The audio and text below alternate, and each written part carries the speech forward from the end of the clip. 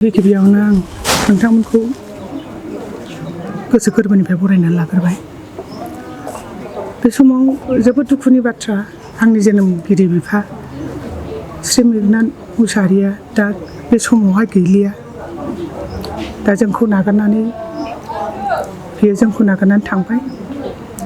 गोबाव समनिफ्राय लोमजानानै दंमोन बियो, गावनि न'खरनि दुखु दाहा गोजोसोनानै गावनि बिसा हौवा जाय दुइसिन बेयो जोबथेसालियाव दा 11 बोसोरानो बेखौ नायनो आफस'सैनो दंमोन। मैया दाखालि साननै जाबाय बेखौ पेर'लाव लाना फैदोंमोन। नायनो आफस'स थालांगोन होननानै जोंबो बेखौ लायदों। लायनानै ओमफ्राय दिनै फंबायनि थांनायनि समा जाफिनबाय। अमर मुसाहारि होनो फंबायखौ।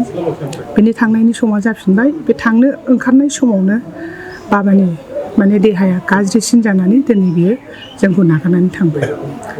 दा दिनै गावनि फिसा हौवा जाय दुइसिन बेखौ गोसोखांनानै दुखुजों आरो गावनि देहानि जोबनो गैयै जेंनाजों बियो सैसोनानै दिनै बे बुहुमखौ नागारनानै थांबाय। आं बेखिनिखौनो बुंबाय।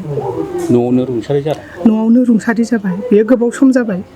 हस्पिटालाव थांलाय फैलाय आजि खमैबाबो 6 माससोआ जाबाय आरो। बेयो दाख्लै बावैसो माबायाव लांबाय, मेरिमाथा हस्पिटालाव लांबाय। बेनि उनाव मेरिमाथानिफ्राय मेडिकेल कलेजाव लाबोबाय बेसरखौ।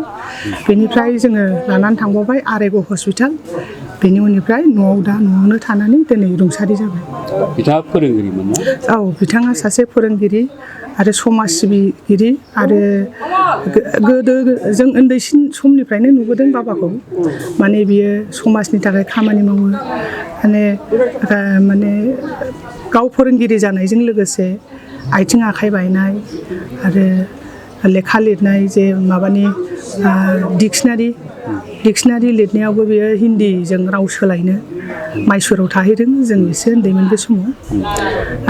बिजाबबो लिरलांदों। गांथामसो बिजाब लिरबाय। आरो गाव बाथौ धोरोमनि जे गुरु नबिन ब्रह्मचारि गुरु, बेनि जिउ खौरांखौबो लिरदों जोंनि बाबायानो। बिजाबबो लिरो, समाजनि खामानिजों लोगोसे बिजाबबो लिरो। आरो माखासे बै समावहाय जेब्ला एबसु दाजेनदोंमोन बे समाव बाबायाबो सासे स्टुडेन्ट हिसाबै नांबोदों। दासिमबो बिनि नांनाया जोबाखै। बर' जाथिनि थाखाय गोसो गोरबोजों मावसोमबोबाय थादों।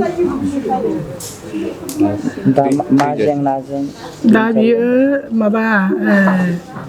लिभार इनफेकसन जादोंमोन। लिभार इनफेकसनाव फार्स्ट टाइमाव रं ट्रिटमेन्ट जादों। बिनि उनाव लिभार इनफेकसनजों अभार जानानै दिनै रुंसारि जानो गोनां जाबाय। बिथाङा जों मिथिगौ फावथिनाबो खालामदों। औ, बिथाङा जोंनि बाबाया सिनेमाबो गादों, आलायअरनावबो दं। आरो भिडिअ फिल्मबो बहुद गाबोदों बाबाया। एक्टिंबो खालामबोदों। गोदो गाव उन्दै समावबो नाटक बे समावहायथ' गान जायोमोन। बेबायदि गानबो गाबोदों बाबाया।